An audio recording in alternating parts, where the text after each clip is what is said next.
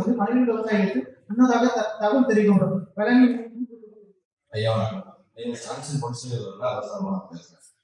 மனு கொடுத்துருந்தது என்னன்னா வீரன்குளம் கிராமம் மட்டும் கொடுக்கல, தூத்துக்குடி மாவட்டம் ஃபுல்லா கொடுத்துருந்தாங்க. இதுக்கு முன்னாடி பாத்தீங்கன்னா தோட்டக்கலைத்துறை வேளாண்மை துறையில இருந்தும் விவசாயிகள் கூட்டம் வந்து ஏதாவது ஒரு கிராமத்துல வச்சு நடக்கும். ஒரு 4 கிராமத்துல வச்சு ஒரு பொதுவான ஒரு இடத்துல வச்சு நடக்கும், சமுதாயங்களை கொடுத்து வச்சு. இப்ப இந்த கூட்டம் நடைபெறுதாங்கிறதே சந்தேகமா இருக்கு. நீங்க சொன்னீங்க ஒரு 10 பேர் 20 பேர் தான் பதிவு பண்றாங்க, அதுக்கு மேல ஏன் வரல அப்படின்னு. எந்த விவசாயிக்கும் இவங்க நடத்துற கூட்டமோ எங்க யாருக்கும் தெரியறது இல்லையா, இவங்களுடைய பணியாளர்கள் எங்க இருக்காங்க கூட தெரியல. அந்த நிலைக்கு வந்துட்டு இல்ல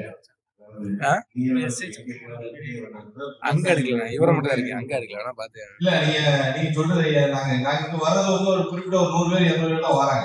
அதை தாண்டி வரணும்னா இவங்களுடைய பணியாளர்கள் ஒவ்வொரு கிராம நிர்வாகங்களோட பஞ்சாயத்து அலுவலகத்திலேயே உட்கார்ந்து விவசாயிகளை மீட் பண்ணா கொஞ்சம் நல்லா இருக்கும். இதுக்கு முன்னாடி அது நடந்துச்சு. அந்த பண்ண சொல்லிடுவோம். இருந்த பொழுதிலும் என்ன பிரச்சனைன்னா அவரு கூட்டம் போட்டு கூட்டமே இல்ல சார், அது விவசாயிகளுக்கு முறையாக தகவல் இல்லை. அவங்க வந்து அந்த கூட்டத்துக்கு பாத்தீங்கன்னா எப்பவும் வர ஒரு 10 பேர்ல இருந்து 15 பேர், அந்த 15 பேரை தாண்டி யாருமே வர்றதில்லை.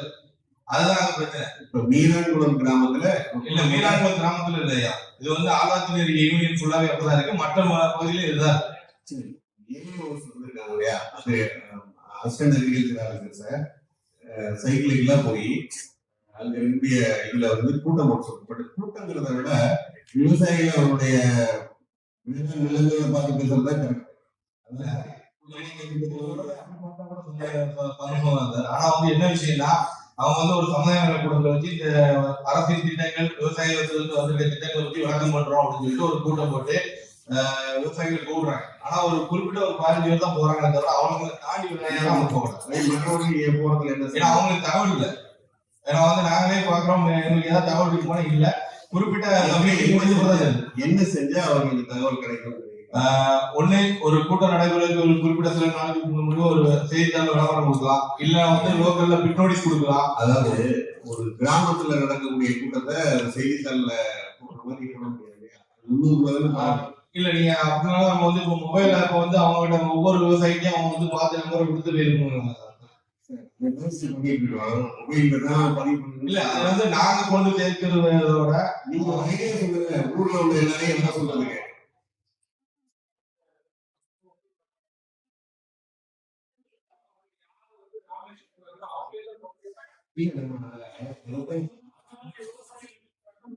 அதை தவிர்க்கிறது சொல்லிட்டே இருக்கணும். புதிய பயனாளிகளாக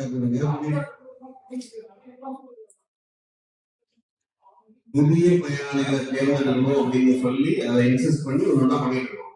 கூட்டம் செய்வதில் 2 விஷயம் இருக்கு. கூட்டம் செய்யறதுல இவர்கள் சரியா வந்து சொல்லாதனால கூட்டம் செய்யறல அப்படின்னு சொல்றது ஒண்ணு, அவர்கள் எதிர்பார்ப்புகள் பூர்த்தி அடையில அதனால நான் எதுக்கு அங்க போய் உட்காந்து வீணாகணும் அப்படிங்கிறது ஒரு 2 காரணம். எதிர்பார்ப்புகள் பூர்த்தி அடையல அதனால நாங்க ஏன் போகணும் அப்படிங்கிற மனநிலையில கிடையாது. அவங்களுக்கு கூட்டம் நடக்கிறதே தெரியல.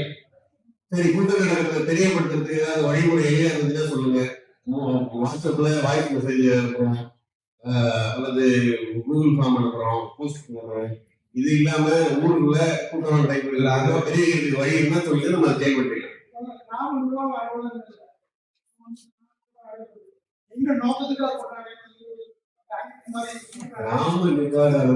டெய்லி வந்து பார்த்துக்கிறாங்க. அவர் வீரவை பார்த்த உடனே அவரை பார்த்து யாருக்குமே பிடிக்கிறது, அதை பார்த்த உடனே யாருக்குமே பிடிக்கிறது. அவருக்கு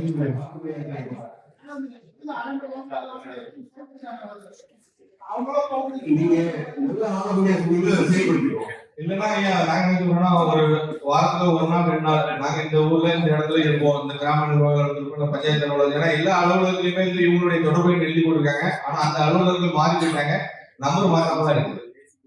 இல்ல நம்ம இது பெரிய ஒரு ஸ்ட்ராட்டஜிஸ் பண்ணுவோம். இது சம்பந்தமா இன்னும் வந்து போய் உட்கார்ந்து நல்ல சம்பந்தமா பேசுவாங்க. ஒரு ஒரு டென்டேட்டிவ் ப்ரோக்ராம் இருக்கு இல்லையா, அதையே ஒரு எந்த ஏரியாவில்